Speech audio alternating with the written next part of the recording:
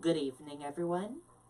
I'm Riley King, and welcome to the Riley King Newscast right here on the Riley King Network.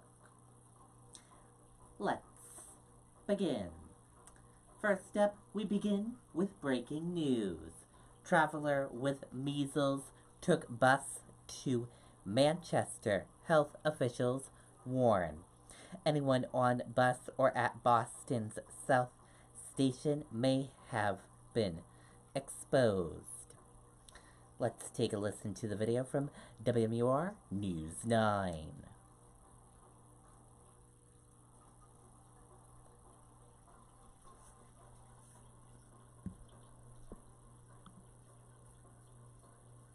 Out the door when it matters most. For more than a decade, he's been right there, everywhere. And when American jobs are on the line, he leads the charge. ABC's World News Tonight with David Muir is America's most watched newscast, and we thank you. Also breaking right now, a measles warning in Manchester. Health officials say an infected traveler took a bus from Boston South Station to the Manchester Transportation Center on Tuesday, February 26th. Anyone else who was on that bus should consider themselves exposed to the virus. That vehicle was the Boston Express Line bus number 5178 that night from Logan Airport to South Station. It made stops in Tyngsboro, Massachusetts and Nashua before coming to Manchester. In addition, anyone who was in South Station on the night of February 26th may have been exposed. Okay, and there you go on that video and that report.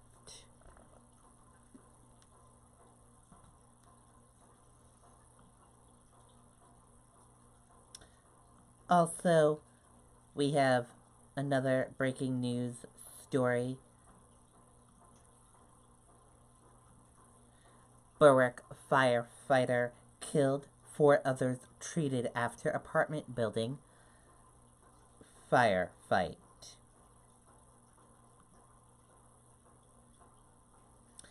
Let's take a listen to the video from WMUR News 9, Jennifer Crompton.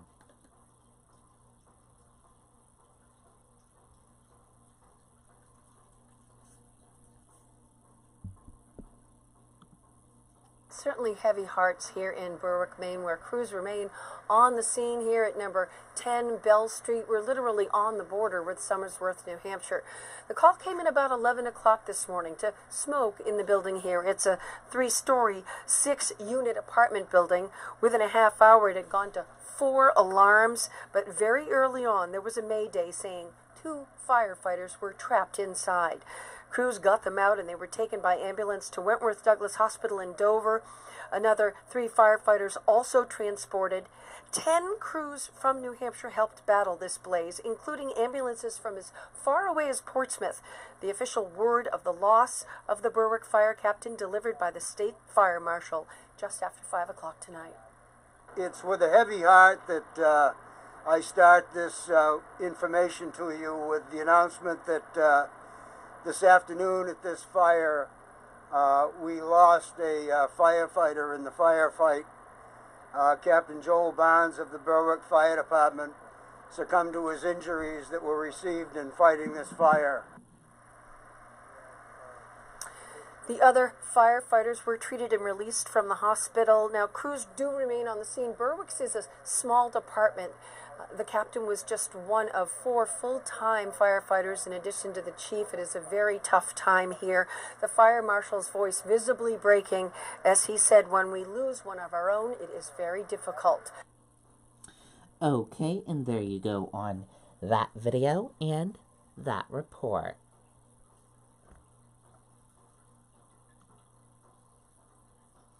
Police release photo of car believed to be involved in Franklin hit and run.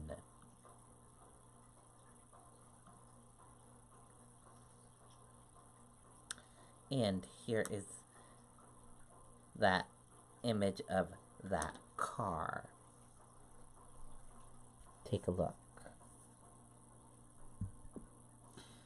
And that is the image of that car, the police believe.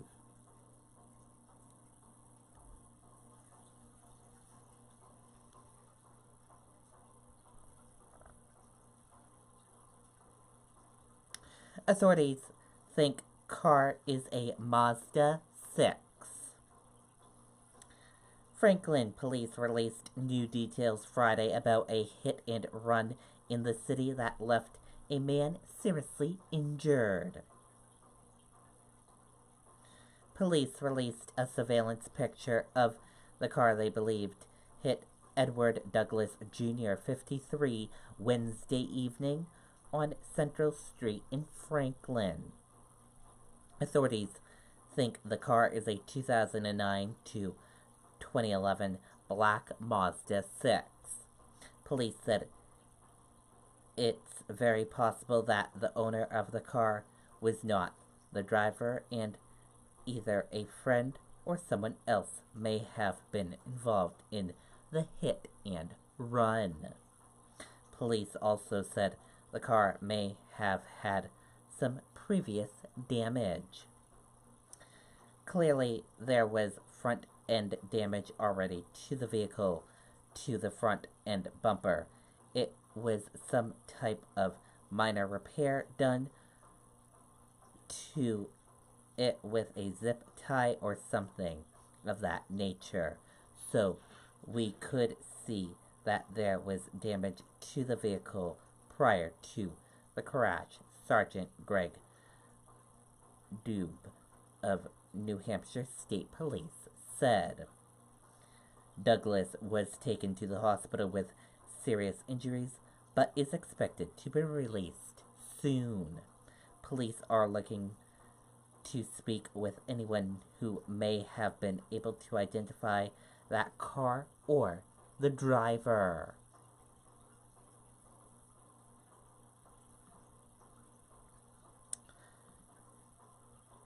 New Hampshire murder suspects headbutts officer before competency hearing. Let's take a listen to that video from WMUR News 9, Ray Brewer.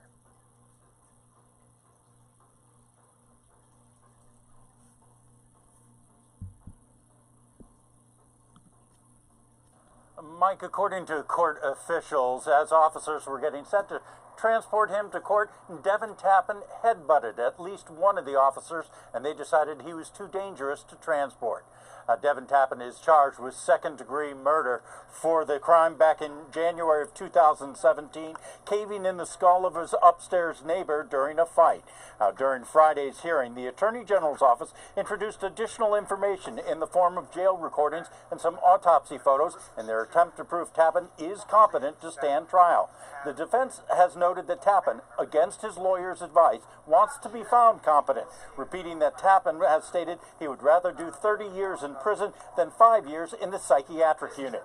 The AG's office says this latest evidence with Tappan going into detail about the murder proves he is able to aid in his defense.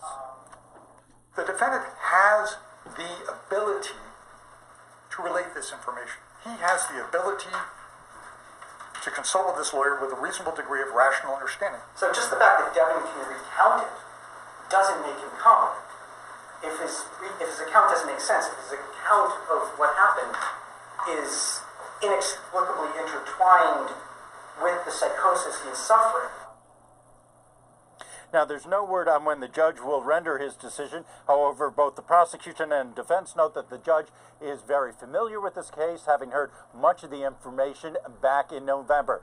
In the meantime, Tappan will remain in the secure psychiatric unit. Again, that's the place where the defense says he doesn't want to be. Reporting live in Nashua, Ray Brewer, WMUR News 9.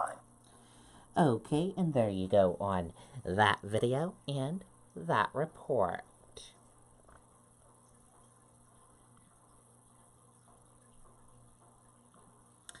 And now let's take a look at your U.S. stock market and see how your U.S. stock market closed for this Friday evening. And here's a look at that U.S. stock market for this Friday evening. Your Dow Jones Industrial Average closed in the green and went up. Your Nasdaq closed in the green and went up. And S&P 500 closed in the green and went up. Gold closed in the red and went down. Oil closed in the red and went down.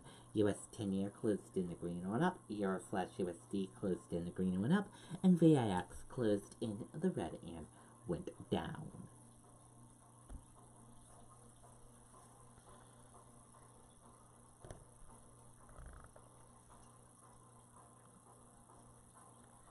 Stocks rise, pushing the S&P 500 to close above 2,800 level for the first time since November.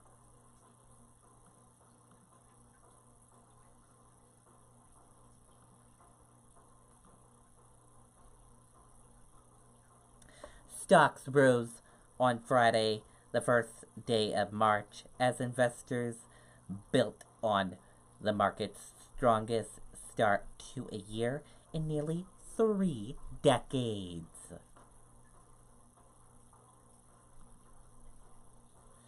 Parents of American student rebuked Trump after his defense of Kim Jong-un.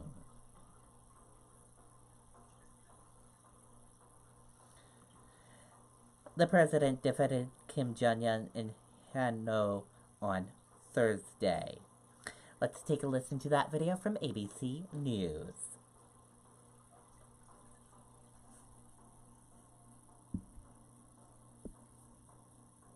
Relationship, and I believe Vice President Pence does, with the family of Otto Warmbier. I'm wondering, you've talked about this week about Kim Jong-un being my friend. You called him on Twitter. You said you have a great relationship. Have you in Singapore or here confronted Kim Jong-un about Otto Warmbier's death? I have. Asked him to take responsibility. And what did he say to you? And why do you call him your friend? I have, and I have talked about it, and I really don't think it was in his interest at all. I know the Warmbier family very well. I think they're an incredible family. What happened is horrible. I really believe something very bad happened to him, and I don't think that the top leadership knew about it. And when they had to send him home, by the way, I got the prisoners back, I got the hostages back, and Otto was one of the hostages, but Otto came back in shape that was not even to be talked about. I thought it was horrible. Now, the others came back extremely healthy, but Otto came back in a condition that was just terrible. And I did speak about it, and I don't believe that he would have allowed that to happen. It just wasn't to his advantage to allow that to happen. Those prisons are rough. They're rough places, and bad things happened. But I really don't believe that he was. I don't believe he knew about it. Did he say? Did he tell you that he did not?